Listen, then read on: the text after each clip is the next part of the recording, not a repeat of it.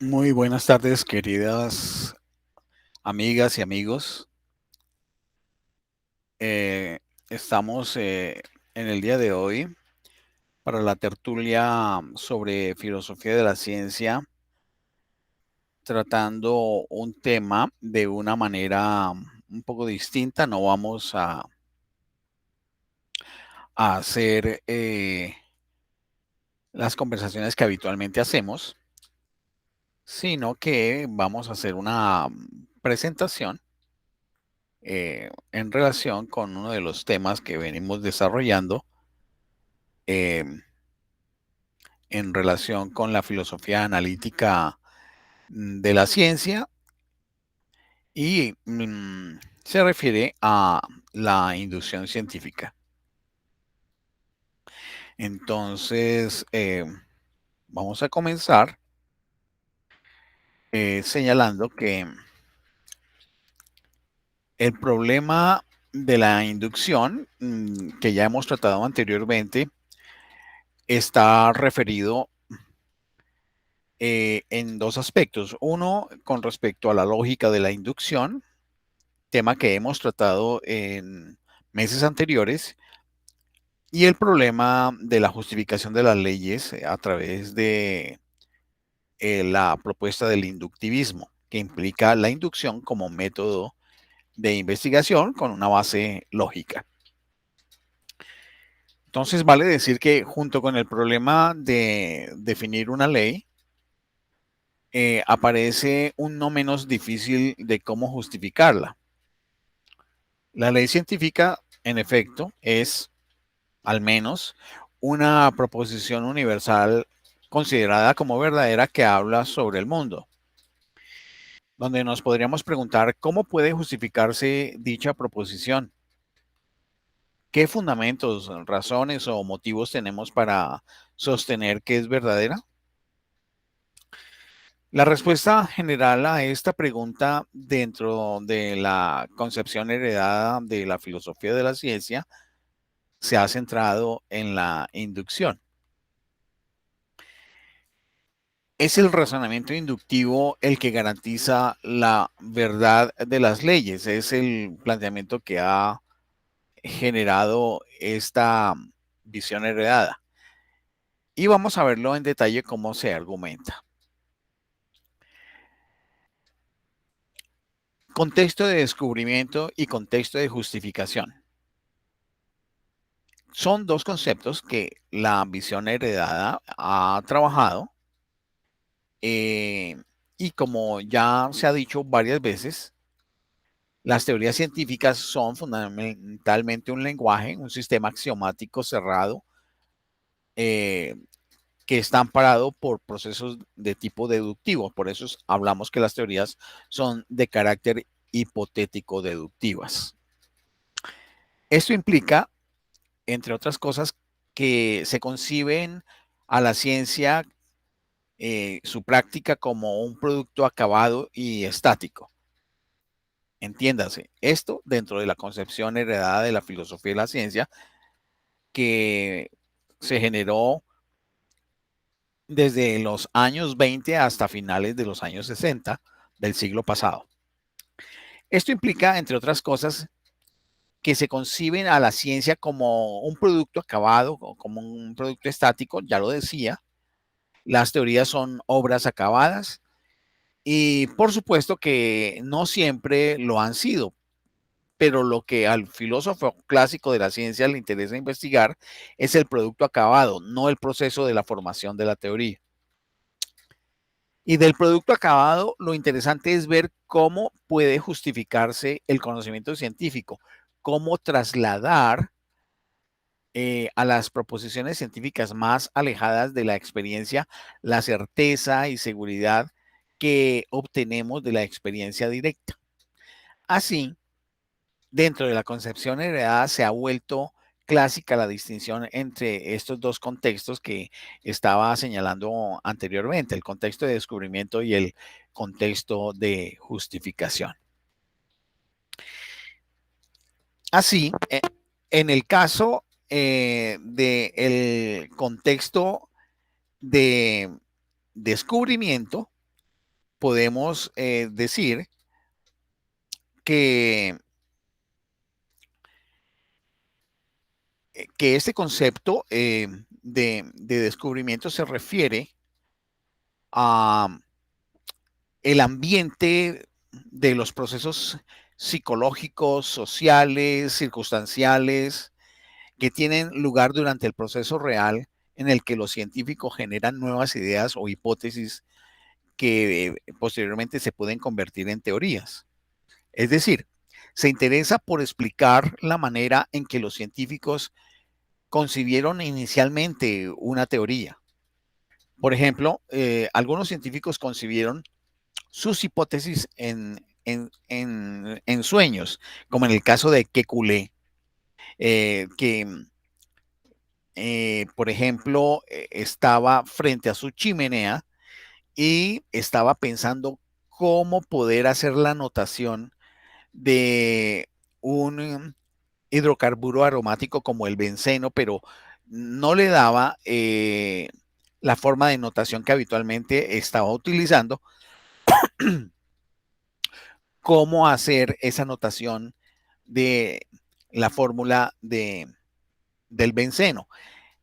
Y se le ocurrió, pues, sentarse frente a la chimenea y medio dormitando, de pronto vio dentro de las llamas una especie de llama que se estaba como una serpiente mordiéndose la cola, es decir, en forma casi que circular. Y de esa manera se le ocurrió, le dio el chispazo de que podría hacerse la anotación de tal manera que pudiera quedar completada la misma eh, con una notación circular para el caso del benceno. Hay otros casos como descubrimientos por casualidad, como los que hizo Fleming, y otros que también a partir de elementos de serendipia, es decir, de hallazgos accidentales, hallazgos sobre cosas que no se estaban buscando, aparecieron, que son circunstancias en ese caso psicológicas, pero hay otras que son de tipo social en medio de ciertas circunstancias que se van dando. Eh, en el caso de Pasteur o en los casos de los viajes en barcos por el área de Sudamérica que hizo Darwin. Esta es una tarea descriptiva que le concierne a la psicología empírica o a la sociología del conocimiento, eh, examinar para ver este contexto de descubrimiento. Ahora bien, vale decir que el denominado contexto de descubrimiento es porque se supone que las leyes o las teorías se descubren. Eso en una perspectiva de carácter realista cuando se concibe que el mundo es independiente de la conciencia del sujeto cognoscente. Por supuesto, otros dirían que las hipótesis, teorías y leyes son construcciones o invenciones por la manera como los investigadores interactúan con el mundo con el cual están experimentando o contrastando. Ahora bien, el contexto de justificación, sin embargo, en ese contexto de justificación se ignoran los procesos psicológicos y sociales involucrados porque esos corresponden al contexto de descubrimiento.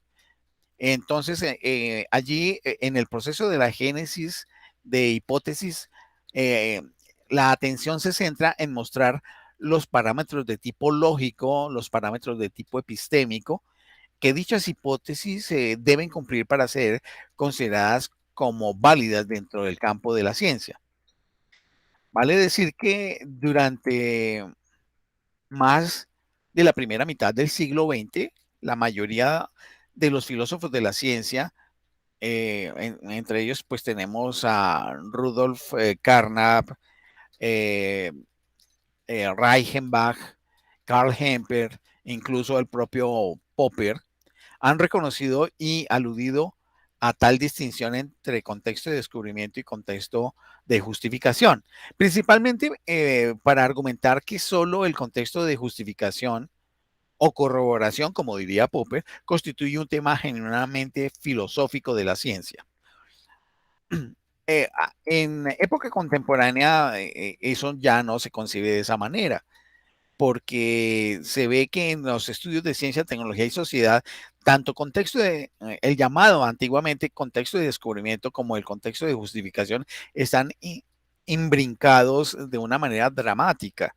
Y en ese sentido, pues ya se ve de otra forma. Pero en la secuencia que estamos haciendo, en esta perspectiva de estudios de elementos de la filosofía analítica de la ciencia, pues tenemos que observarlo en la perspectiva que en ese momento se estaba dando. Bueno, por un lado, entonces habría un contexto de descubrimiento que abarcaría el proceso por el cual el científico llega a proponer sus leyes y teorías. Por el otro, en cambio, estaría el contexto de justificación que abarcaría el proceso por el cual el científico justifica lo que ha propuesto en el contexto de descubrimiento. Evidentemente, una cosa es descubrir una ley y otra justificarla. Estamos hablando en los términos que utilizarían eh, los que abrazaron las ideas de la tradición heredada a través del empirismo lógico y el positivismo lógico y las versiones más recientes del estructuralismo metacientífico. Para estos autores los contextos son absolutamente independientes y distintos porque el contexto de descubrimiento no es susceptible de ser analizado lógicamente, porque corresponde a cuestiones de orden psicológico-social, mientras que sí lo es el segundo, que consiste en toda la trama de elementos que contribuyen a la justificación de la validez eh, por estructuración lógica de una hipótesis. Por lo tanto, mientras el tratamiento del contexto de descubrimiento corresponde a la psicología y el segundo corresponde al análisis lógico. Es decir, la filosofía ha trabajado en este caso más la filosofía de la ciencia a observar el análisis lógico. Y el contexto llamado de descubrimiento a la psicología y a la sociología del conocimiento científico. En ellos se dedicaron posteriormente, en los años 60, 70, todos los del programa fuerte de la sociología del conocimiento científico. Puesto que el descubrimiento o la invención de las teorías y de las leyes escapa a toda lógica, escapa también a la filosofía concebida como análisis lógico. Por supuesto, el contexto de descubrimiento también es interesante, pero es tratado por otras ciencias, como ya lo he venido diciendo, psicología, sociología de la ciencia, etcétera. De esta manera, un inductivista podría afirmar que la inducción sirve para descubrir leyes. Un científico se pasa analizando una y otra vez los metales ante el calor y ve que siempre se dilatan hasta que induce, es decir, hace una inferencia inductiva de una ley que jamás se le hubiera ocurrido de otra manera, en la cual se podría decir, los metales se dilatan con el calor.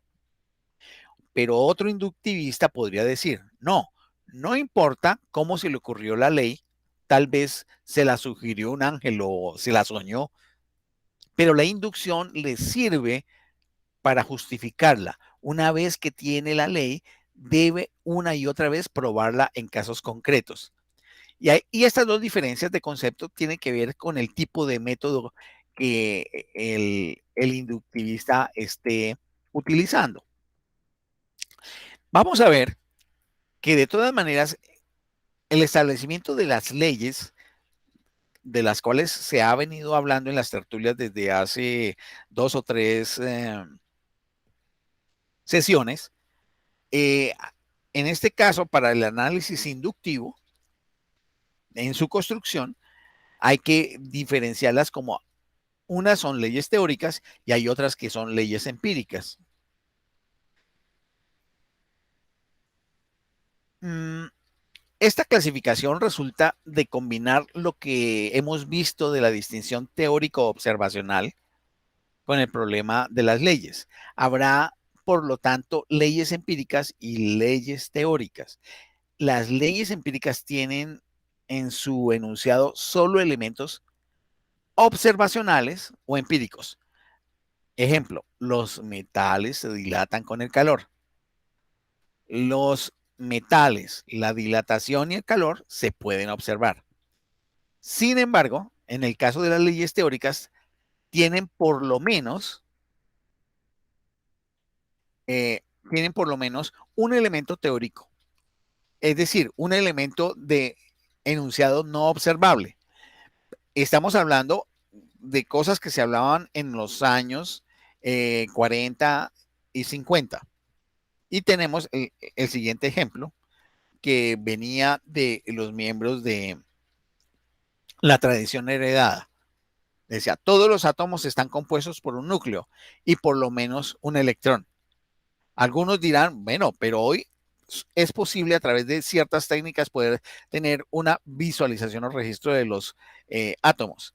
Claro, hoy podríamos hablar esto para el caso de las cuerdas, en física cuántica, donde no podemos registrar la observación de una cuerda y solamente podemos tener un sistema de ecuaciones.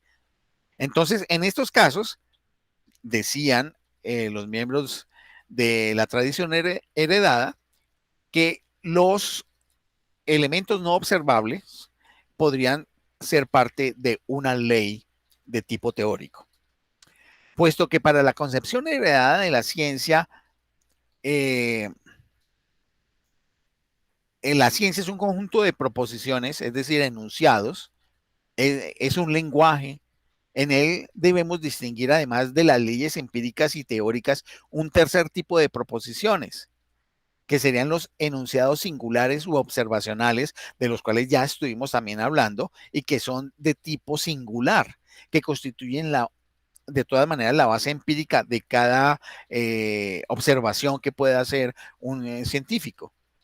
Eh, de otra parte, los famosos enunciados protocolares mediante los cuales se puede expresar las observaciones que siempre son de hechos singulares, ubicadas en el tiempo y en el espacio, que son siempre dentro de la concepción heredada un conocimiento seguro e indudable. Entonces, vemos que hay enunciados empíricos, enunciados teóricos y enunciados protocolares, que son los enunciados singulares de observación. En esto vamos viendo eh,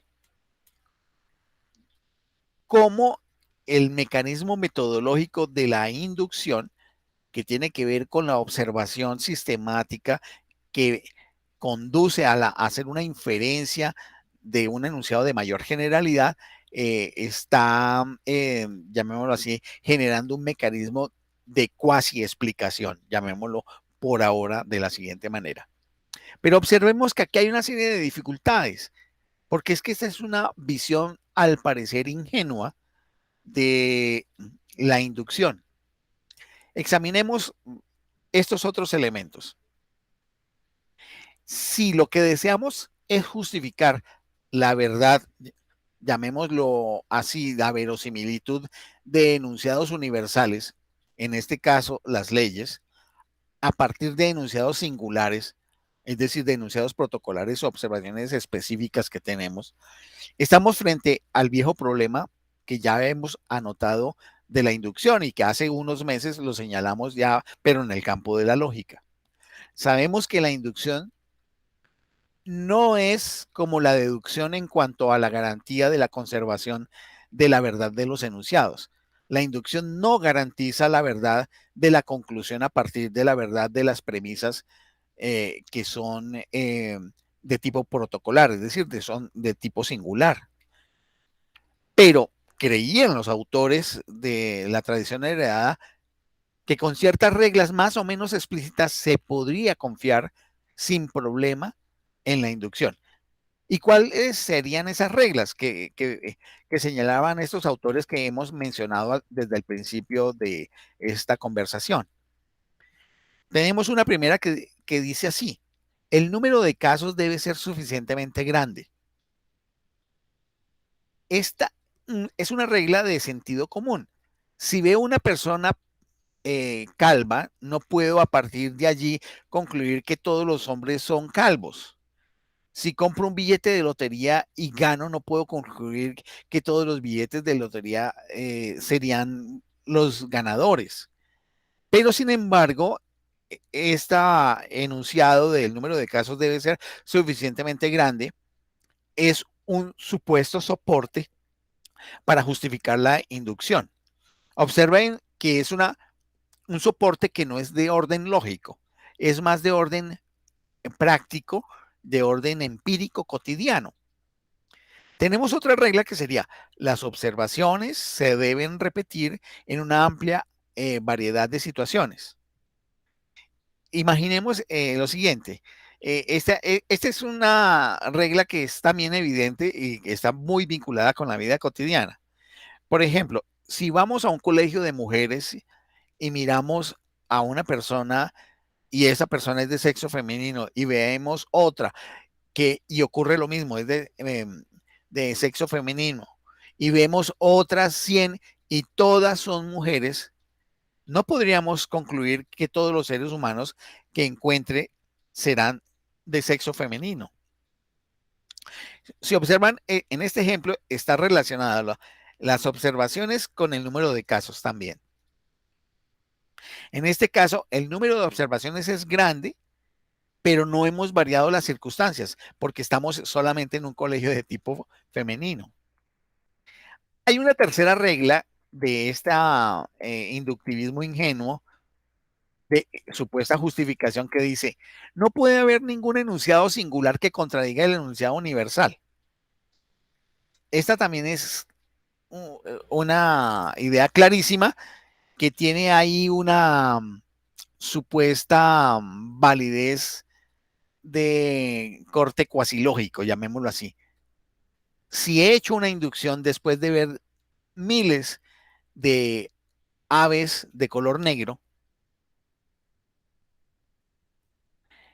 que todas las aves son negras y de pronto veo un ave de un color distinto, mi inducción no sería válida.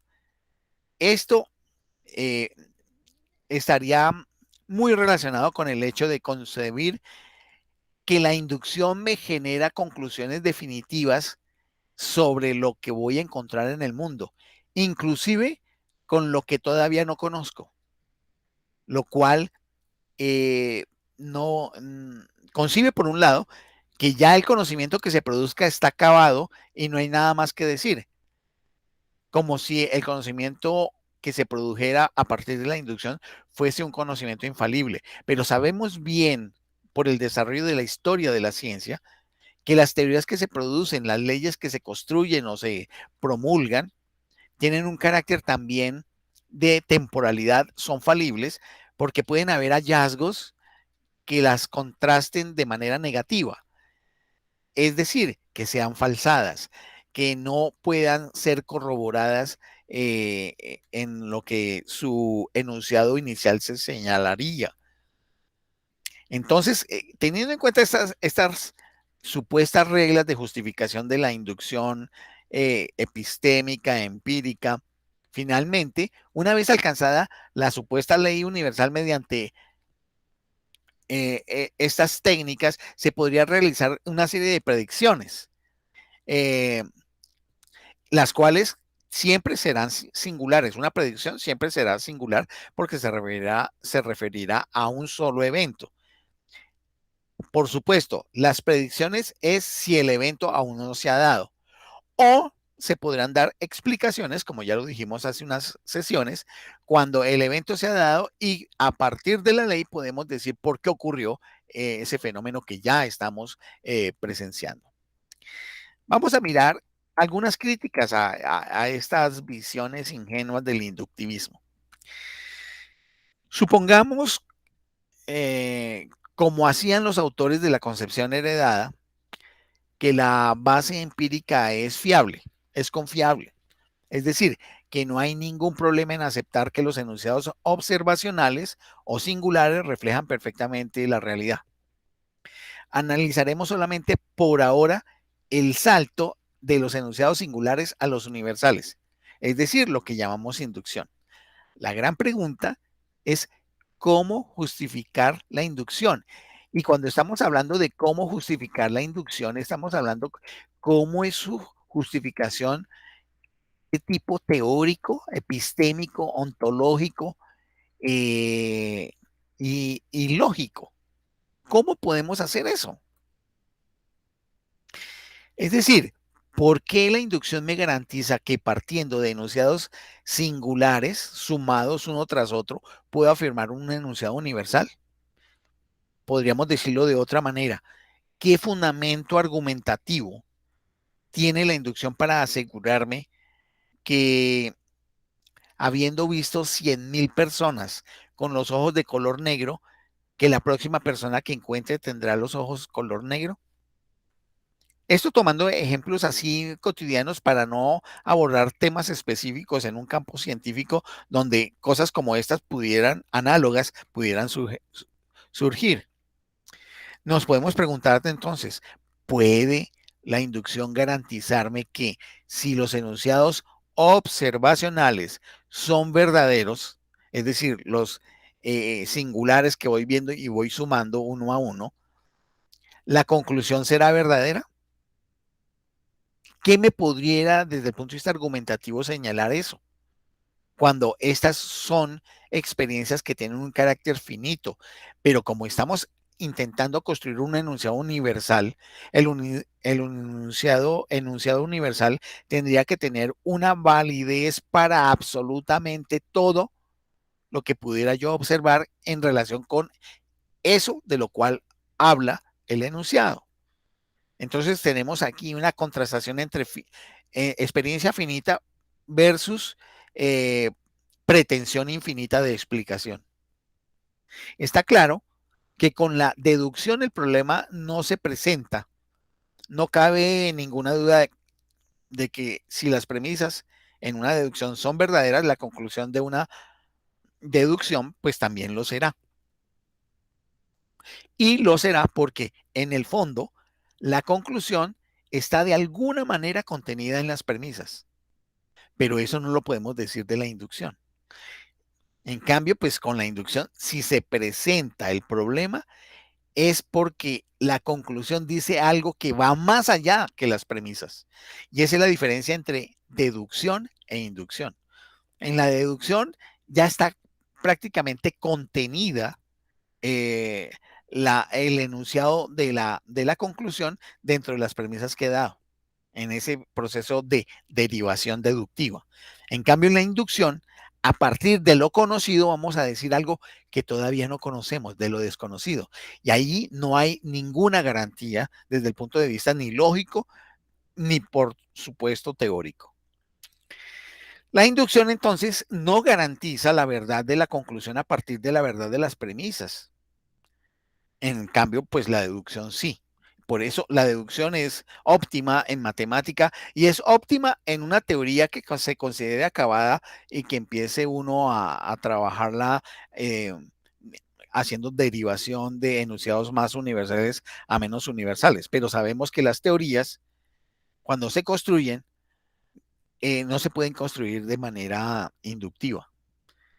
Las teorías son inventos y uno puede armar un edificio bien inventado del cual se pueden hacer deducciones que sí resultan, pues, digamos, válidas. Pero la ciencia no se resuelve de todas maneras de esa forma. Una forma de justificar la inducción sería entonces convertirla en una deducción. Pero entonces ahora viene la pregunta, ¿cómo podría convertirse una inducción en deducción? Entonces, hay algunos artificios que se han inventado para tratar de hacer que eso se pueda ver de tal manera. Para que sea una deducción, se necesita una premisa universal que de alguna manera contenga la conclusión, para hacer lo mismo que ocurre, como les decía anteriormente, en la deducción clásica. A esta premisa universal la llamaremos principio de inducción y podemos enunciarlo de la siguiente manera, pero ustedes verán lo amañado que es el asunto. En todos los casos sucede lo mismo. Y ese sería el principio de la inducción. Así, Al tener una premisa universal, la conclusión universal que pretende la inducción quedaría justificada. Tendríamos un ejemplo que puede ser tonto, ridículo o pobrecito, pero miremoslo. Sócrates es un filósofo y es aburrido. Platón es un filósofo y también es aburrido. Popper es un filósofo y también es aburrido. Fulano de tal es filósofo y es aburrido. Y podemos llenarlo de toda la cantidad de enunciados observacionales hasta llegar a Luis Francisco Ochoa es un filósofo y es aburrido. Y ese sería todo el conjunto de enunciados de primera eh, premisa. Le añadimos el principio de inducción. En todos los casos sucede lo mismo y concluiríamos Aristóteles, que es filósofo, necesariamente será aburrido. Lo que acabamos de mostrar es un razonamiento deductivo y por lo tanto la conclusión garantizada. Por lo tanto, habríamos solucionado el problema de la inducción reduciendo la inducción a una deducción. Pero sabemos muy bien allí que hemos hecho un artificio. Lo habríamos solucionado si lográramos justificar el principio de la inducción. Pero cabe preguntarse, ¿cuál es el fundamento de tal principio? ¿Por qué sería lícito afirmar que en todos los casos va a suceder lo mismo? Un inductivista estaría tentado a responder porque la naturaleza es regular, la naturaleza es uniforme. Pero, ¿cómo se sabe que la naturaleza es uniforme o es regular? Ese supuesto ontológico, ¿de dónde sale y cómo yo lo puedo sostener? ¿Cómo puedo justificar ese principio de inducción? Puesto que no es evidente ni a priori y es universal y uno solo puede obtenerlo induciéndolo. Entonces, el ejercicio de la inducción se convierte en un ejercicio que nunca acabaría para poder hacer yo un enunciado universal. Porque siempre habría algo más para justificar. Es decir, ¿por qué estoy seguro de que la naturaleza se comporta regularmente? Algunos dirían, porque siempre se ha comportado así, pero que siempre la naturaleza se haya comportado así no me garantiza que seguirá haciéndolo. A menos, claro, que la naturaleza se comporte regularmente y entonces pueda suponer que seguirá comportándose como hasta ahora lo ha venido haciendo. Pero ¿quién me lo justifica? ¿Quién me lo garantiza? De aquí hacia el futuro puede haber cambios. Entonces ahí tengo una dificultad para que ese enunciado inductivo me permita más otros, más otros, más otros, poder generar un enunciado universal que tuviera una explicación válida para todo lo que ocurriera. Bien, es un galimatías lo que vamos viendo, pero justamente eso es lo que se desea probar. No puede ser supuesto en la argumentación. Si utilizamos la inducción que supone el principio de inducción que decíamos arriba, en todos los casos ocurre lo mismo.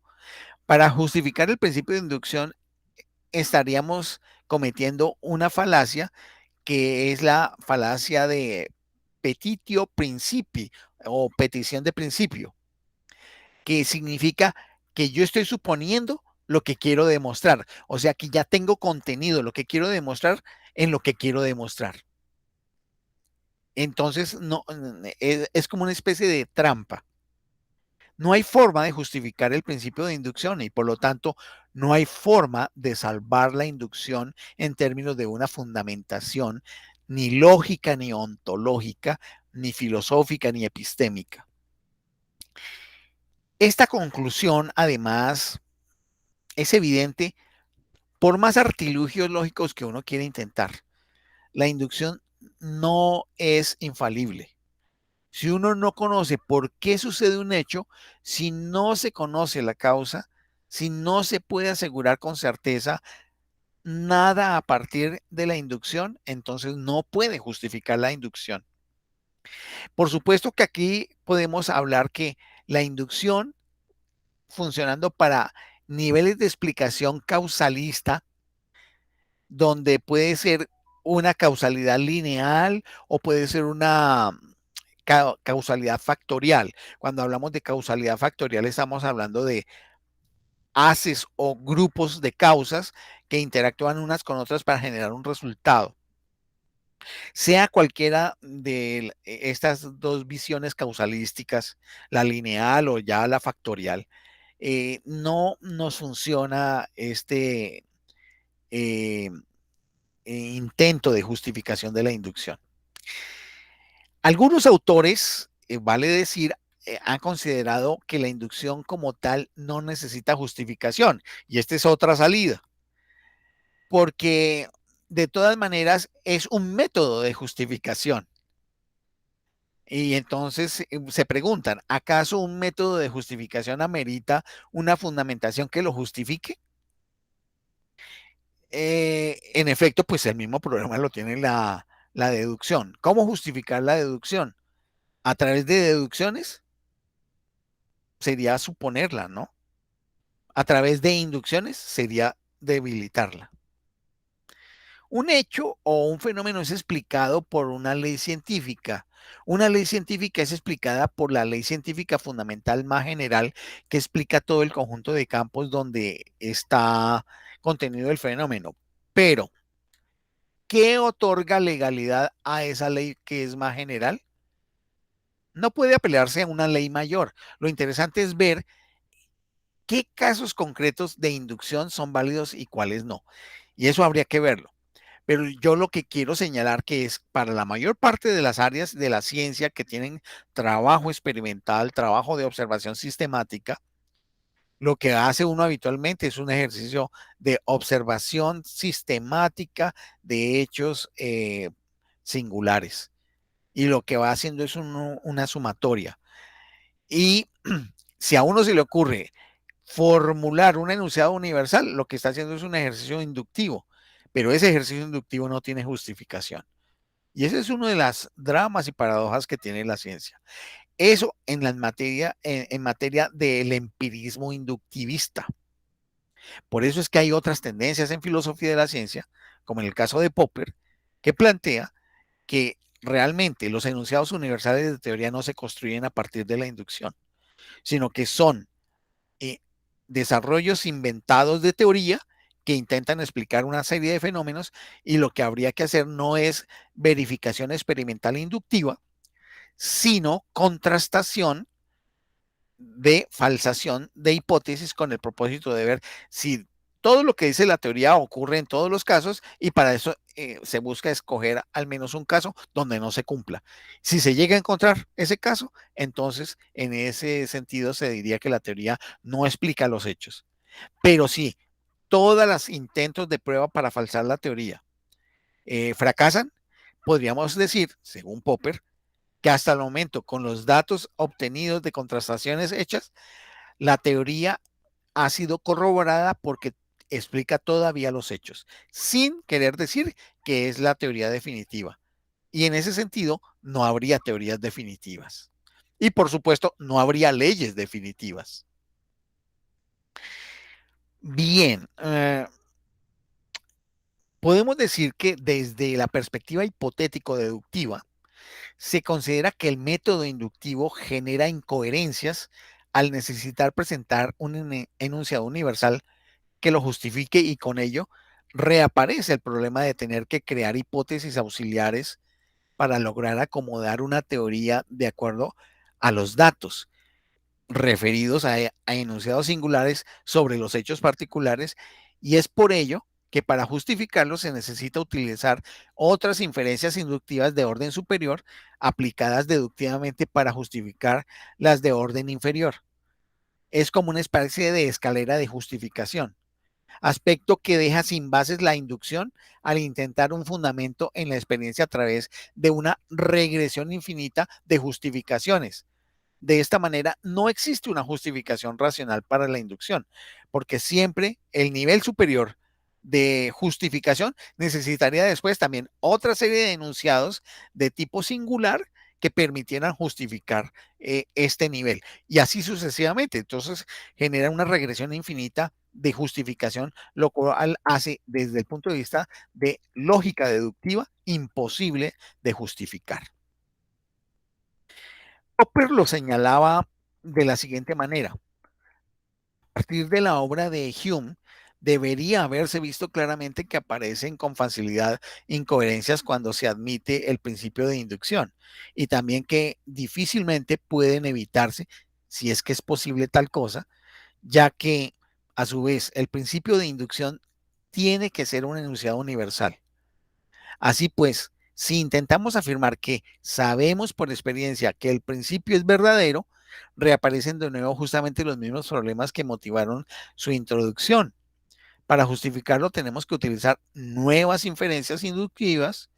Para justificar estas, tenemos, hemos de suponer un principio de inducción de orden superior, como lo decíamos anteriormente, y así sucesivamente. Por lo tanto, cae por su base el intento de fundamentar el principio de inducción en la experiencia, ya que lleva inevitablemente a una regresión infinita. Entonces, pues como se pueden dar cuenta, eh, hay suficientes elementos de crítica para realizar una buena inducción como se pretendía por parte de los inductivistas ingenuos, en relación con esas reglas que señalaban sobre el número de casos que debe ser suficientemente grande. Ahí no aplica por todo lo que hemos ya explicado, que las observaciones se deben repetir en una amplia variedad de situaciones. No, no es ingenuo señalar eso porque ya sabemos el problema fundamental cuál es, y que no puede haber ningún enunciado singular que contradiga el enunciado universal. Ya sabemos que no es posible esto por la manera como está estructurada la inducción para su proceso de justificación. Entonces, en ese sentido, eh, eh, nos encontramos que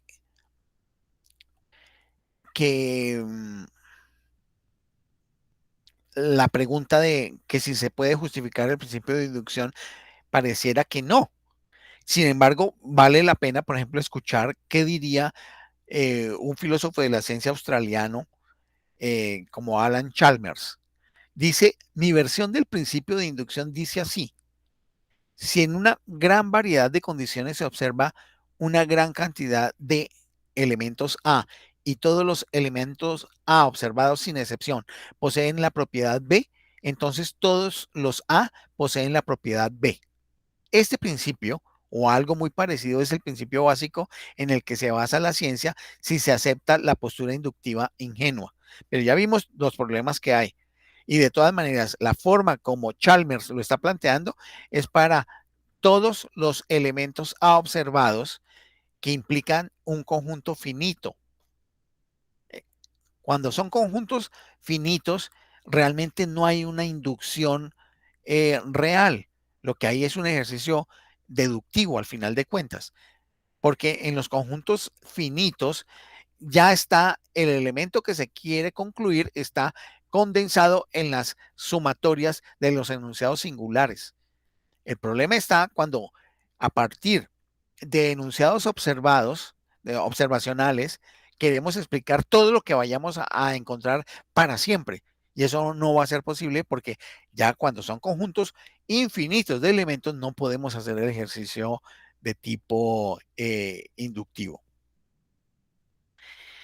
Bien, estos serían los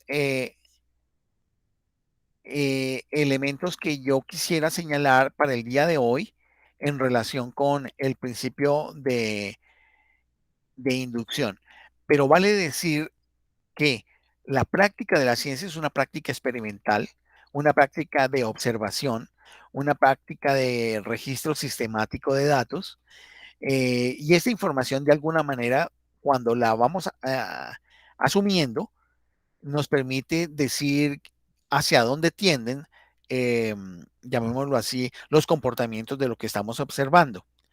Lo que podemos hacer es una serie de enunciados que sean lo suficientemente precavidos para decir que hasta el momento, en lo observado, hemos encontrado los fenómenos de tales y tales características, de tal manera que no construimos enunciados universales que explican absolutamente todo de una vez, sino que de manera precavida enunciamos qué va aconteciendo.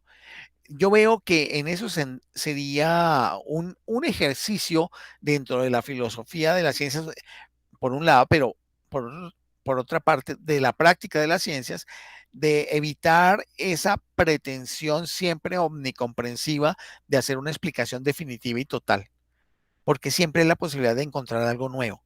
Y en esa medida le quitaríamos ese peso de la universalidad a los enunciados y los colocaríamos con enunciados de tipo general sin ser definitivamente universales.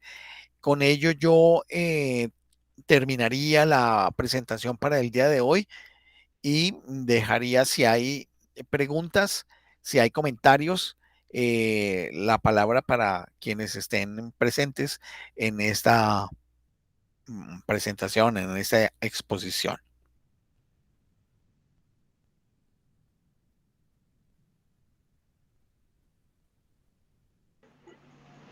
Buenas tardes, Luis Francisco. Muy buenas tardes, Roberto. Me encanta saludarte. Igualmente, muy contento de escuchar esta exposición tuya. Tengo conmigo algún material que había registrado en tu exposición ya de casi un año sobre la inducción y estuve contrastando un poco lo que es ya material nuevo a lo que tenía. Bueno, creo que lo presentado por ti nos ayuda a ser más cautelosos. Incluso las instituciones que utilizan la inducción tendrían que ser más cautelosas. Yo en la universidad donde estoy me encuentro con que las autoridades tienen una manera de evaluar el desempeño de sus alumnos y docentes y utilizan para ello lo que podría ser encuesta, una encuesta. La que nunca me olvido es una que se refería a los docentes, que tenía 17 elementos particulares, como tú dirías, todos ellos diferentes. O sea, no era como el caso de la mano, en que todos son iguales, digamos. Eso me acuerdo de tu conferencia, ¿no?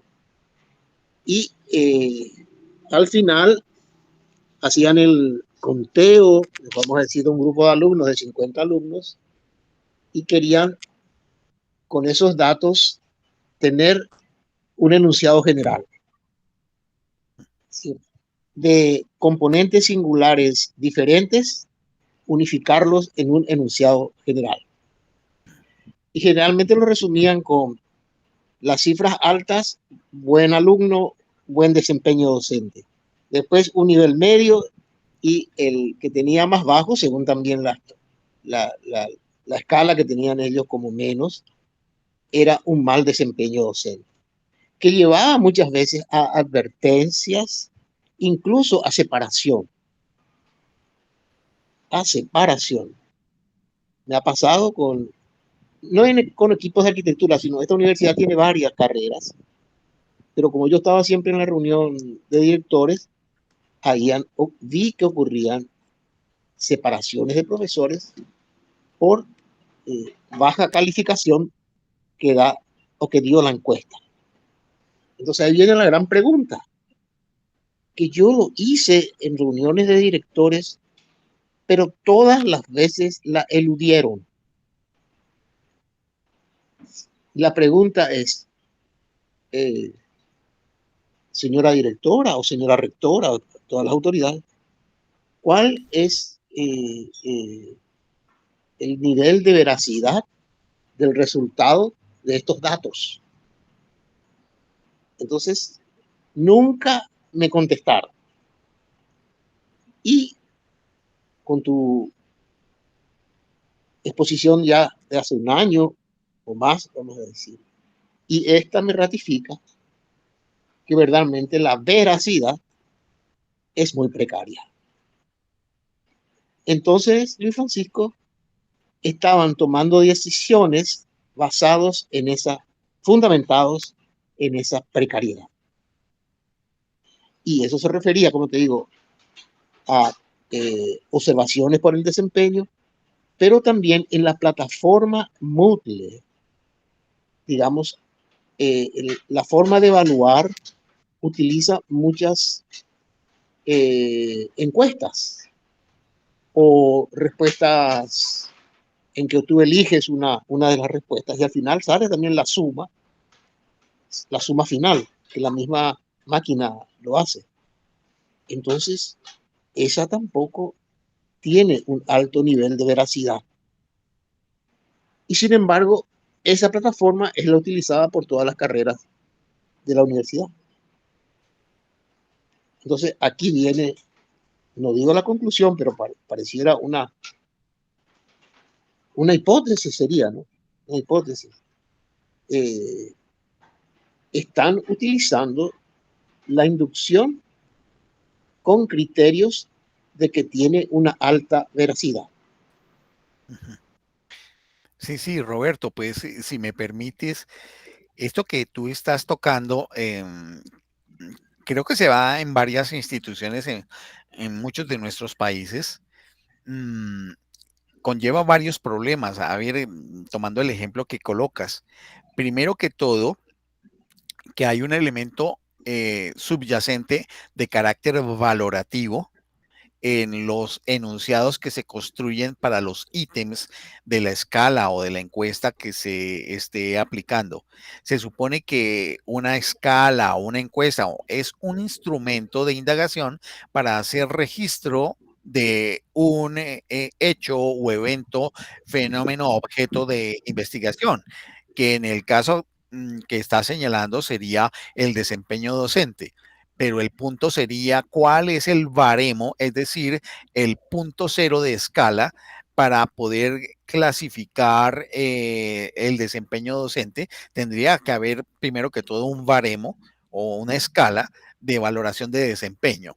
Y en esa medida, que de todas maneras va a ser arbitraria, donde se van a describir una serie de comportamientos dentro de los ítems que se van a desarrollar dentro de la encuesta o dentro de la escala que se aplica. De otra forma, también es que los comportamientos son descripciones sobre hechos de la conducta de las personas, en este caso de los docentes. Hay una diferencia significativa entre lo que es el lenguaje sobre los hechos y los hechos mismos.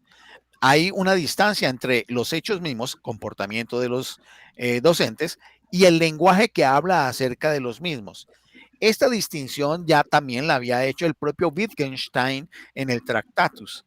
Entonces uno se pone a pensar, la construcción de instrumentos, sean encuestas, sean escalas de valoración, sean escalas de frecuencia, sean escalas de opinión, tienen que tener una validez de contenido eh, dentro de lo que está diciendo, y hay que hacer la prueba de esa validez de contenido para ver si es sólida y consistente la escala que se aplica o la encuesta que se aplica, para ver si de lo que está diciendo los enunciados corresponde a la situación de los hechos.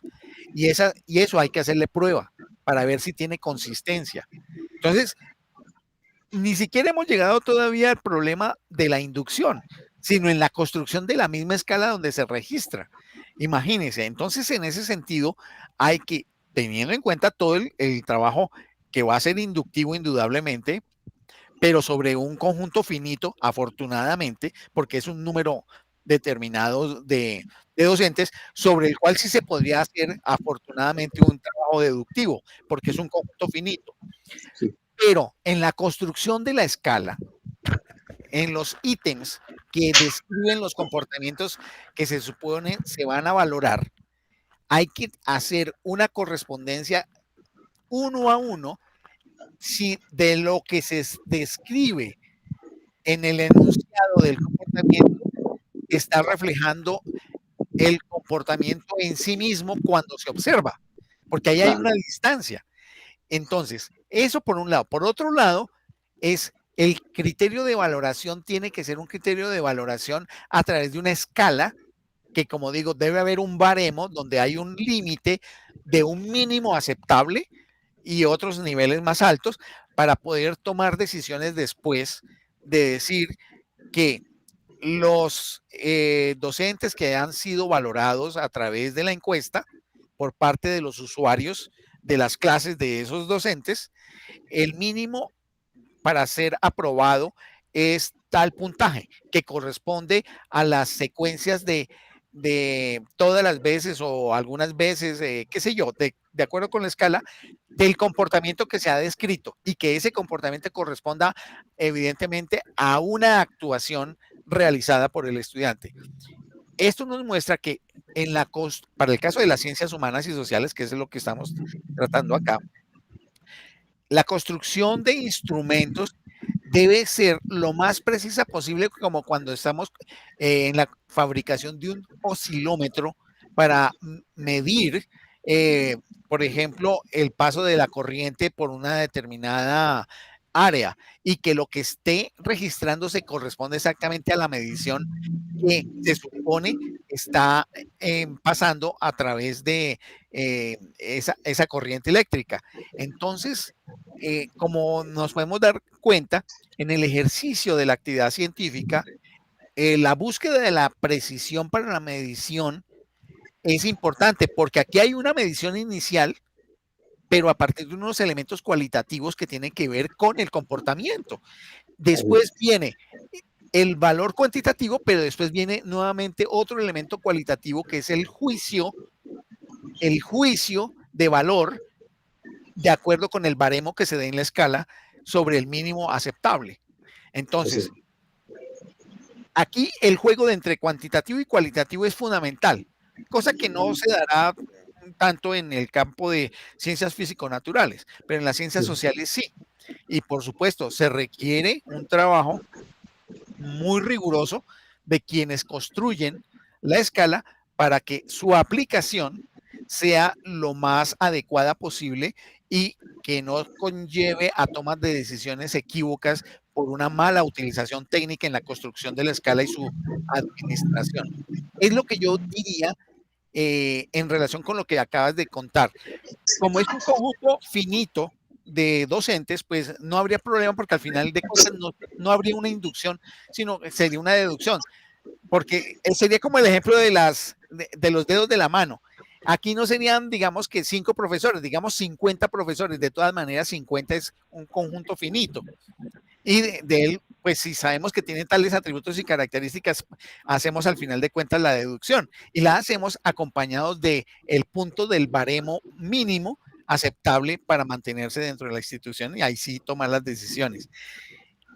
A eso me lleva, pues, a nivel de reflexión lo que tú me has comentado. No sé qué realimentación tú pudieras generar frente a esto que te estoy diciendo. No, me parece formidable y realmente me fortalece, vamos a decir, el criterio que tenía sobre el tema, ¿no? Así está muy bien. Y creo que es muy valioso este, conocer sobre estos temas, porque es frecuente, por lo menos en la actividad, digamos, docente y estudiantil, es muy frecuente y cuanto más claridad se tenga, se tendrá un mejor desempeño. Claro. Hay una cosa que seguramente para la siguiente tertulia se tendrá, es ver ya un asunto un poquito más avanzado, Roberto, que es ver el inductivismo probabilístico. O sea, cuando metemos el elemento estadístico como probabilidad en el proceso de la inducción, que ese fue otro intento y que es un intento que sigue siendo válido. A propósito, tengo que decirte que me llegó un correo de la British Society of Philosophy of Science que dice así: la Sociedad Británica de Filosofía de la Ciencia y la CPNSS se complacen en invitarlo al lanzamiento del primer volumen de la serie de libros abiertos. John Norton ha publicado un libro que se llama La teoría material de la inducción, que está disponible como un libro de PDF que es gratis para todos o para comprar en versión impresa si así lo desean. Todos están invitados a unirse a nosotros para una presentación animada y un debate sobre este nuevo trabajo con el autor John D. Norton, Helen Bibib, Molin Kao, Wendy Parker, Richard Pettigrew y presidido por Brian Roberts y David Taira, editores en jefe de la BSPS. La teoría material de la inducción identifica la fuente de los problemas persistentes con la inferencia inductiva en la ciencia en una suposición que generalmente se toma al principio, consistente en que la inferencia inductiva puede acomodarse mediante una sola explicación formal con aplicabilidad universal.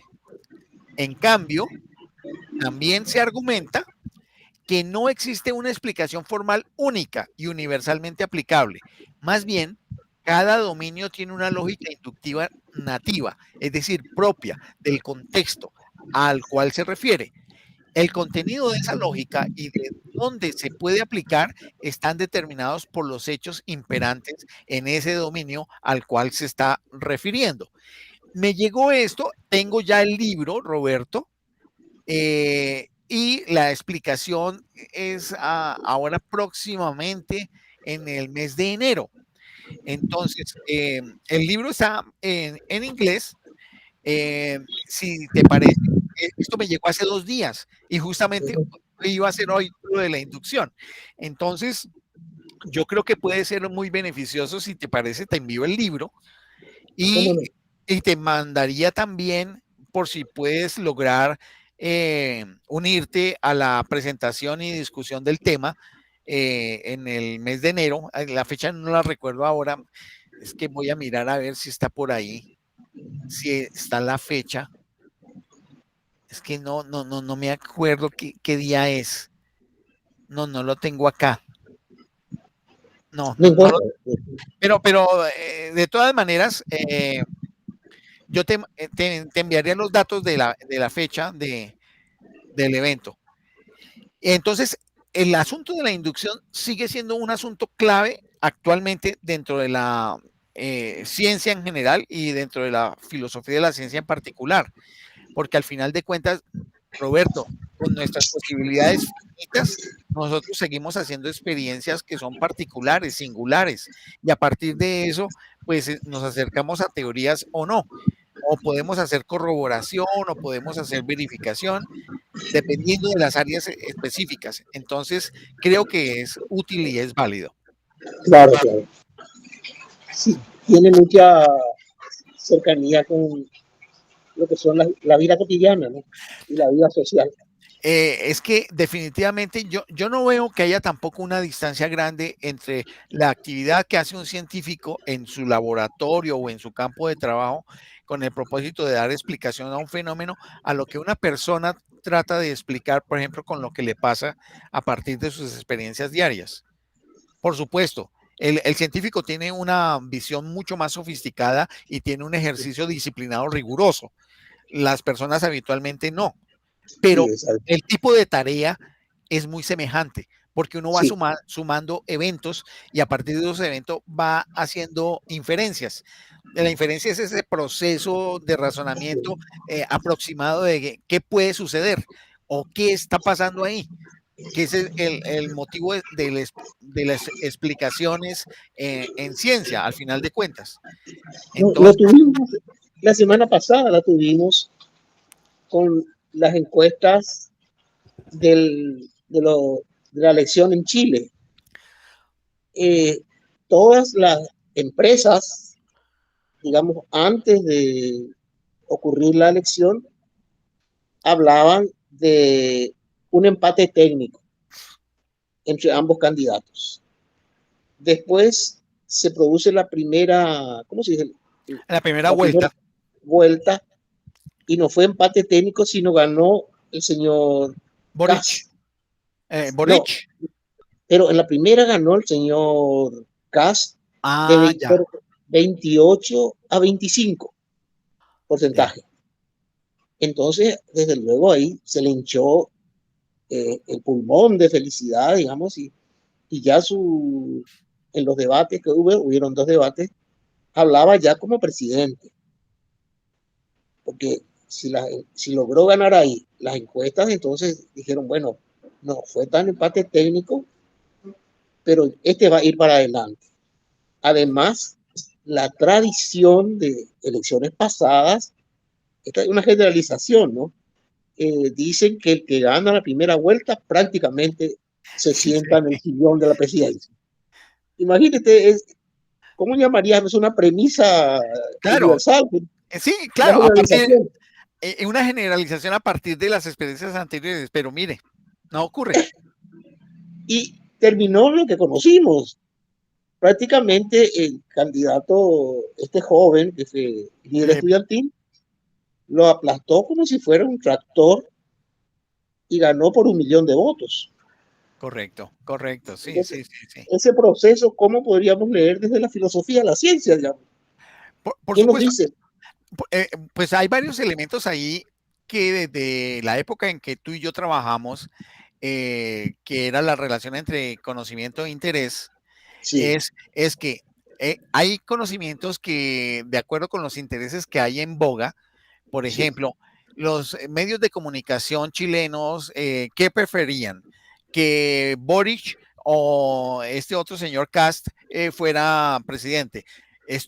Supuestamente estoy imaginando que el señor Katz era el más preferido por los medios de sí, comunicación y por los así, empresarios chilenos.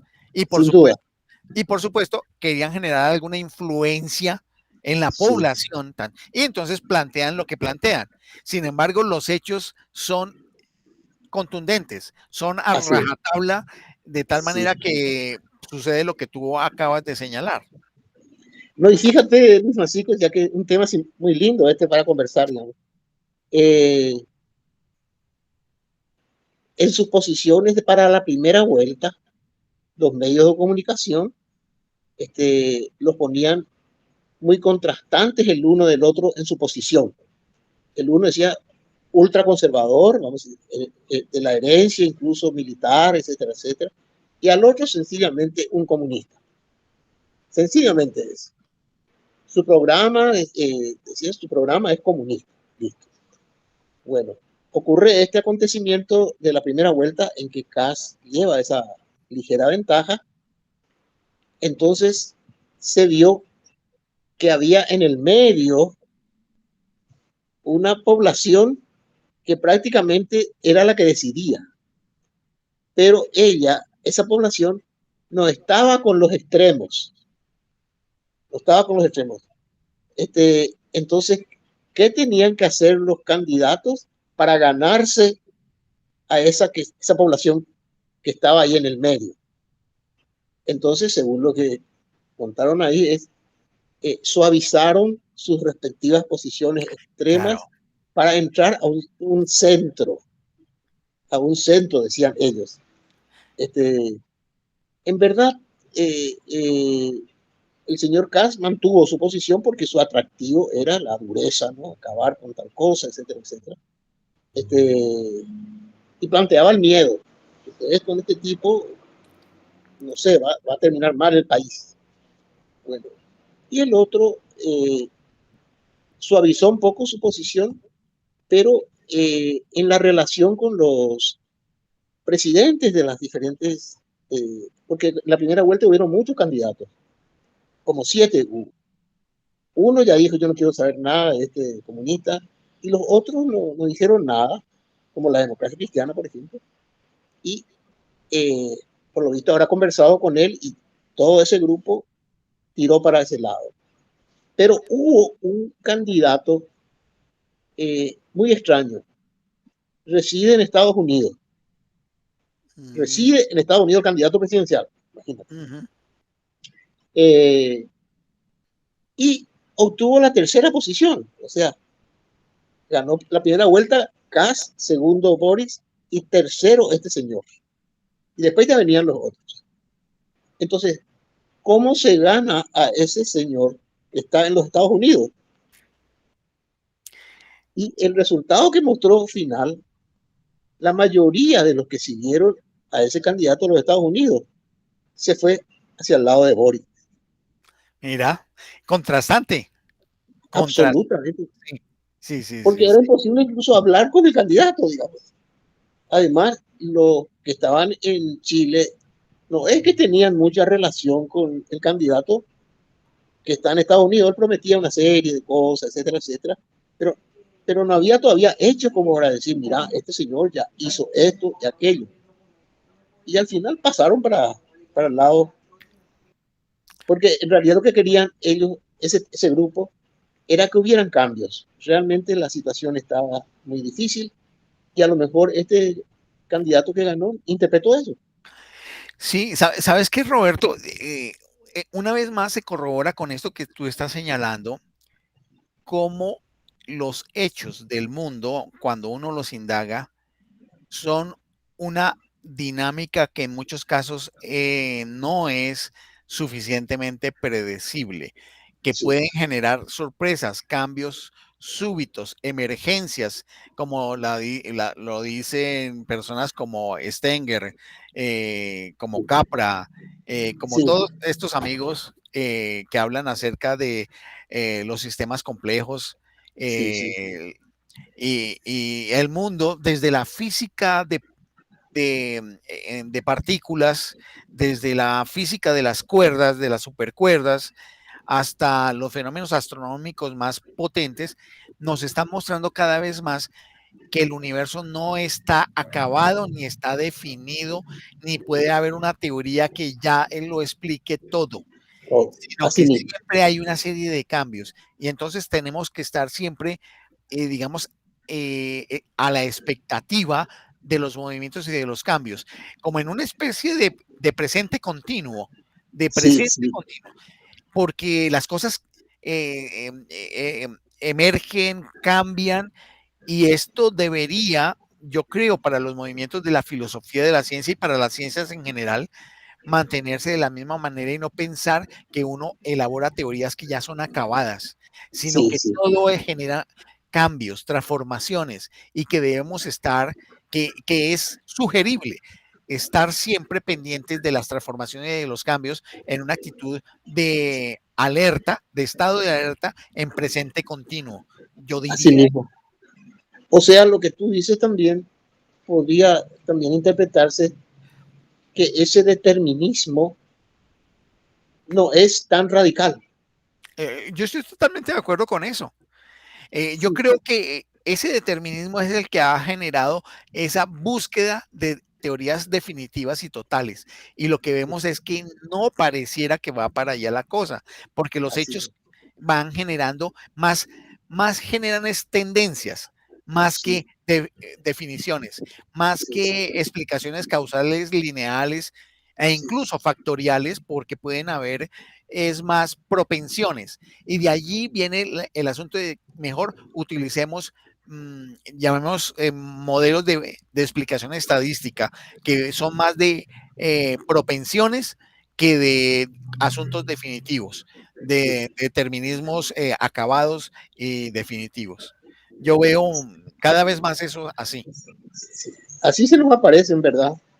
Sí, La pregunta que me hago a veces es, ¿cómo eso llevo a la enseñanza? Porque uno se encuentra, a veces le da tristeza. Ayer nomás estaba en una examen de taller de arquitectura de alumnos del tercer año y veía en sus soluciones como una fuente de la Bauhaus, o sea, el modelo Bauhaus traducido ahí. Y me decía, pero la Bauhaus es de 1923 uh-huh. y está revivido acá en otras condiciones completamente diferentes, pero no sé, eh, es un tema que desde ayer me tenía a mí, este, ¿cómo se dice? Atento, ¿qué puedo hacer para despertarles a que miren los hechos? Y a partir de acá ellos vayan con el conocimiento que ya tienen, etcétera, etcétera, ir construyendo una realidad que no hay todavía.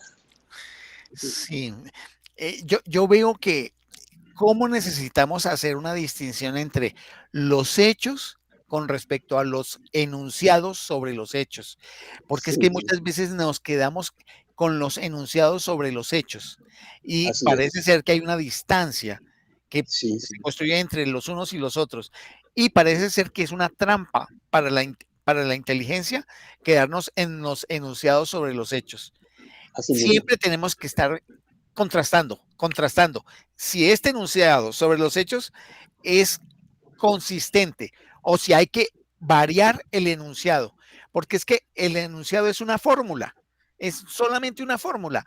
Así es. El hecho es lo vivo, lo que se transforma, lo que está Claro, un presente, un presente. correcto.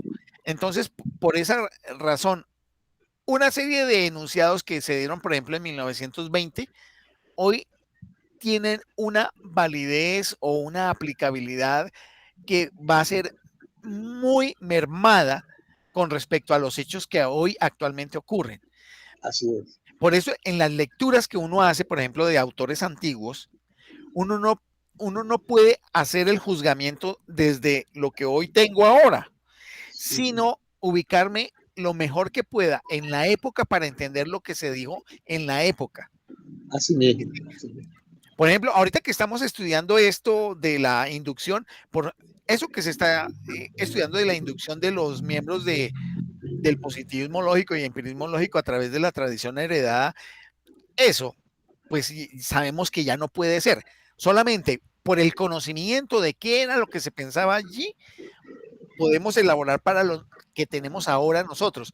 Pero si te das cuenta, es una especie de distanciamiento que Sí, tenemos sí, que hacer, porque claro, hoy pensamos otras cosas. Hoy sí, no puede ser así, ¿sí?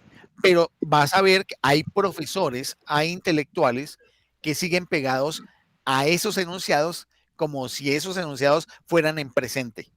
así mismo. Sí, Es sí, muy complicado, Roberto, que la gente haga esa distinción sobre los hechos actuales con respecto a los enunciados sobre los hechos actuales y de los hechos antiguos con respecto a los enunciados de los hechos antiguos, porque la gente se queda con el enunciado.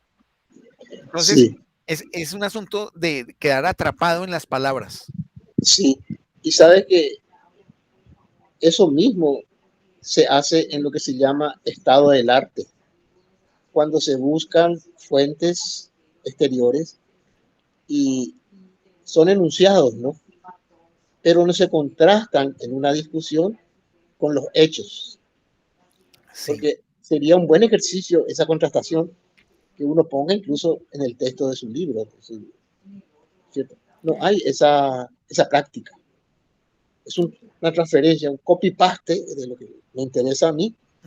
Y entonces por eso me pasó muchas veces este, con estudiantes que hacían de psicología, que hacían sus tesis con encuestas que venían de Estados Unidos para, para estudiar este problema del acoso a los chicos, sí, ¿cierto? Ya sí. tengo incluso un caso de eso, pero, pero creo que en este caso eh, yo valoro la tertulia porque esa claridad nos ayuda a nosotros también a transmitir claridad.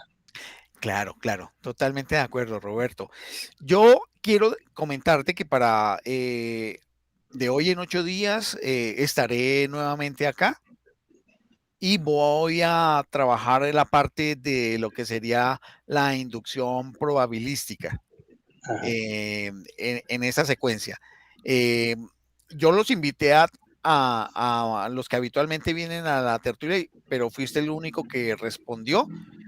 Yo entiendo que los otros quieren descansar y está bien. sí, Ahora bien, sí, si tú en 8 días puedes estar bien, si no, de todas maneras yo hago la exposición grabación, y queda en el canal grabado. grabado y los que lo quieran ver, pues lo verán. A Quiero mí que me llamó la atención el tema de la inducción, ¿no?